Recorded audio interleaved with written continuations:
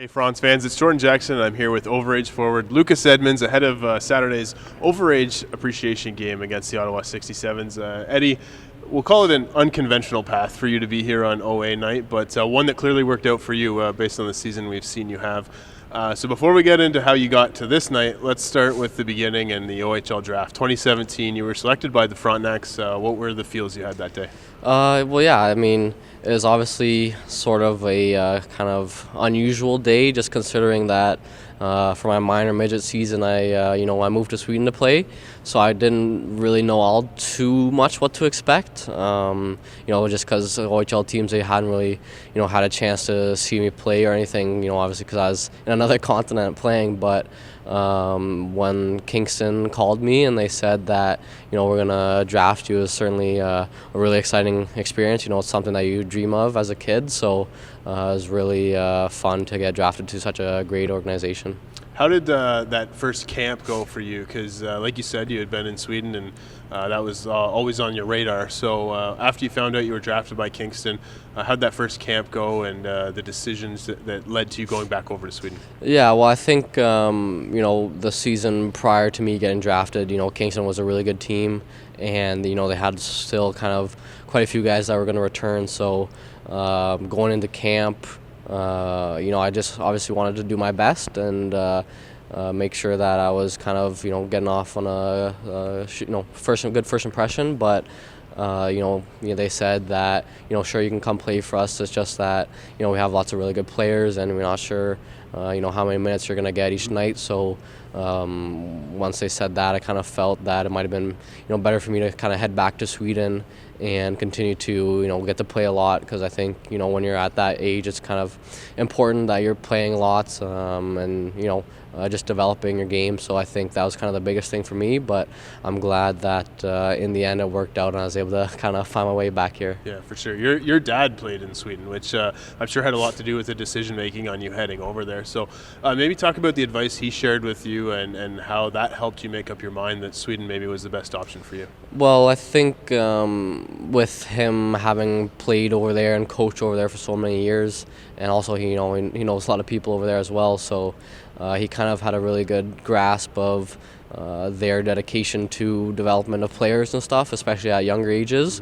So I think that was kind of the biggest thing for myself, and the biggest reason why I decided to head over there was just, I still felt like I had lots to kind of develop in my game. So I think going over there kind of helped out with that a lot. So I'm definitely very glad that I made the decision to go there, because I've gained obviously lots on the hockey side of things, but I also got to experience a whole new continent, a whole new country, new culture. And my mom, she's Swedish, so I kind of got to experience her culture as well. So and learn a new language and everything. So there was lots of positives involved. A lot of real world experience outside of just what happens on the ice. For right?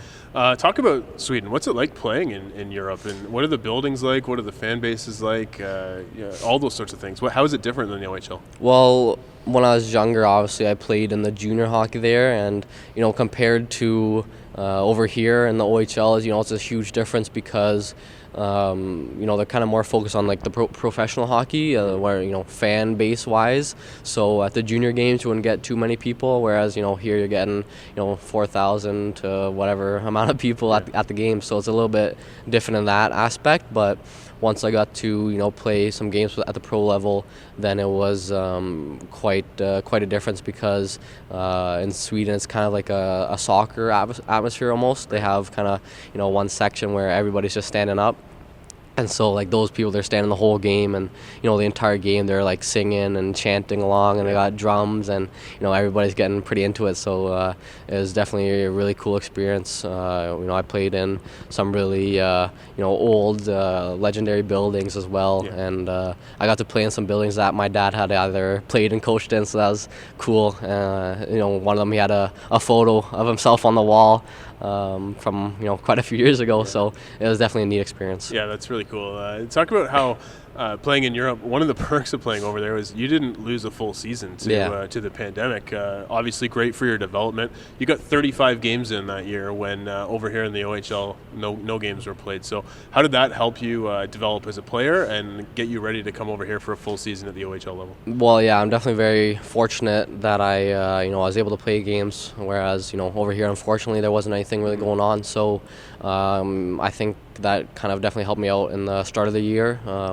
Whereas some guys hadn't played in almost 2 years. I had a season under my belt, so it definitely helped me get off to a good start. And obviously, that season I played at the pro level, so it was definitely very. I learned quite a bit as what it kind of takes to play at that level, and I think going from playing pro to coming back to playing junior, it's obviously a big difference. So whatever I learned from playing pro over there, I kind of brought it into my game here, and it's kind of really helped me excel. Following that season, you made the decision to come back to the OHL. Obviously, Kingston holding your rights from the draft still.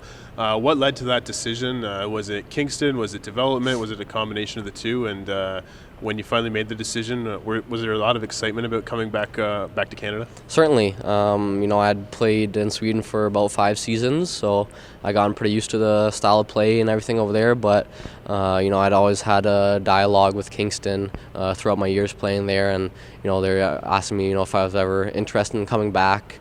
And then obviously COVID happened, and then I think Paul McFarland, he came back and he had contacted my agent, and they kind of made an effort to pique my interest in coming back. And so I played pro, but unfortunately there was some games where I didn't get to play a lot, and so I kind of felt like I didn't really have a full season in the conventional way, but I kind of felt that they were going to have the shortened season, or they're planning on doing that, so I thought that would have been fun to do. So Paul and Luca and Longs, they all did a really good job in convincing me to come back. I could tell right away the the level of coaching, and obviously that we were going to have a really good team, so that was definitely very an exciting thought for me, and that I was going to get to play quite a bit. So it was definitely a combination of all those things that kind of led me to find my way back here. You mentioned playing quite a bit. We've seen that you get a lot of ice time here, and deservedly so. You're having one of the best seasons in Frontenac's history, really. 111 points as we sit here and chat right now. First time since 03-04 we've seen a player hit 100 points. So talk about the success that came with the ice time. And not only that, but you came over here and immediately an alternate captain. So obviously, the coaching staff and your teammates had a lot of faith in you and the experiences you had over in Sweden. Yeah, well, I think, I've been fortunate enough to have been exposed to lots of different levels of hockey. And I've obviously, I've typically been kind of a younger guy in the teams, but now coming back here, obviously as an overager, you're one of the oldest guys on the team. So I think the coaches, they kind of showed their faith in me and realized that I'd been through quite a bit. So they realized that I could kind of spread my knowledge and to the younger guys on the team and kind of help them out in different ways. So that's kind of probably one of the reasons why I got to be one of the captains. And then, I think, I just continue every day to develop and get better has been, one of the biggest things that I've realized here too. They also put a lot of focus on development and stuff too. So it's been really good throughout.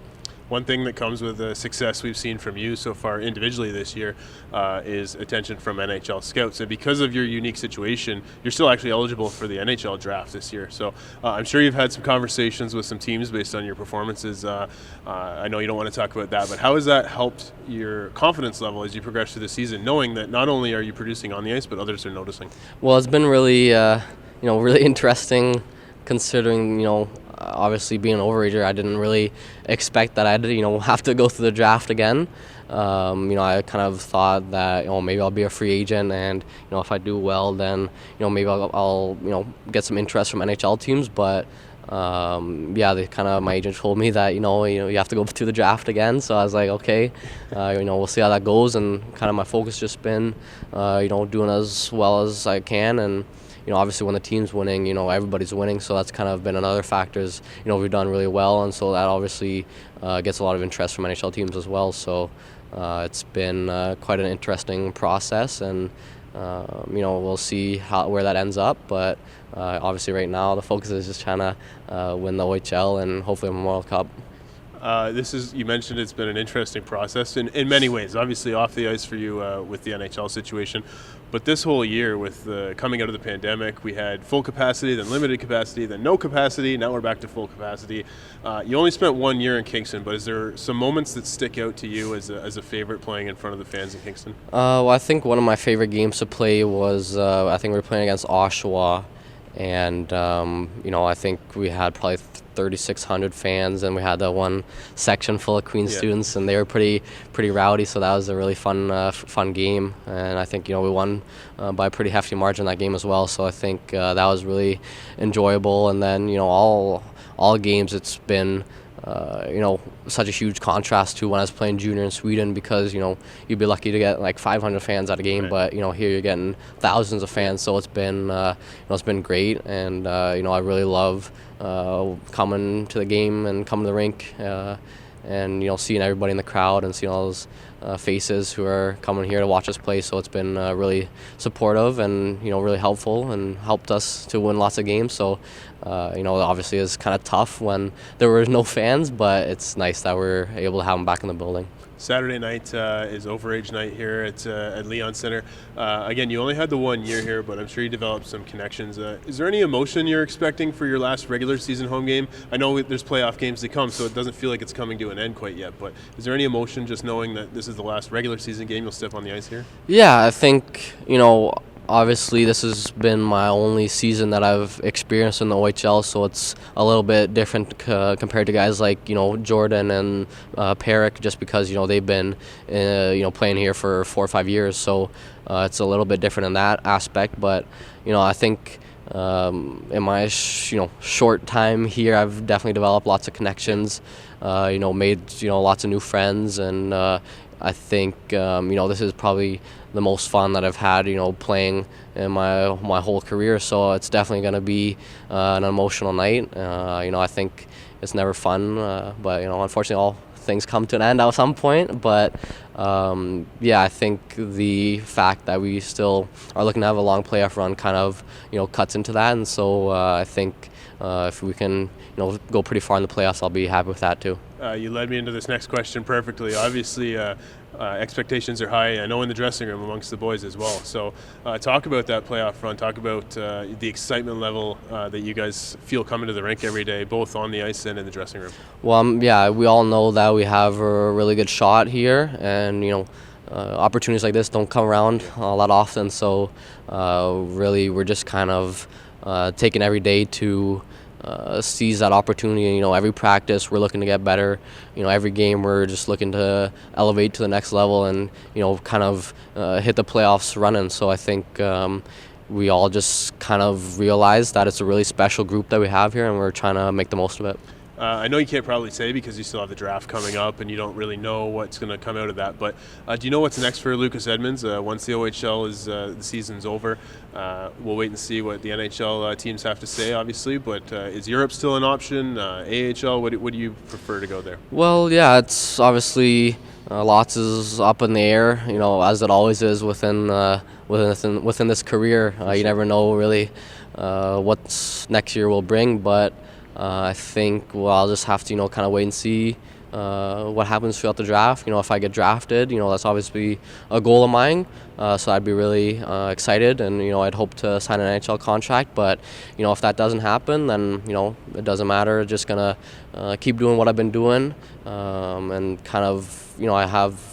Unlike some other players, maybe I have kind of opportunities back over in Sweden, which is nice. So it's always nice to have different paths that you can take. So, but yeah, right now we're just kind of looking to be the best player that I can be and see what happens, and see what that brings down the road. With 111 points, it's hard to think that there's not one of 32 NHL teams that's willing to put pen to paper with you after the season's over. Yeah. Before we let you go, Eddie, is there anyone you want to thank? I know it takes a lot to get here to this point in your career. Coaches, other staff that are more behind the scenes, parents, family, and of course the fans, not only here but in Sweden, because I know they play a big part as well.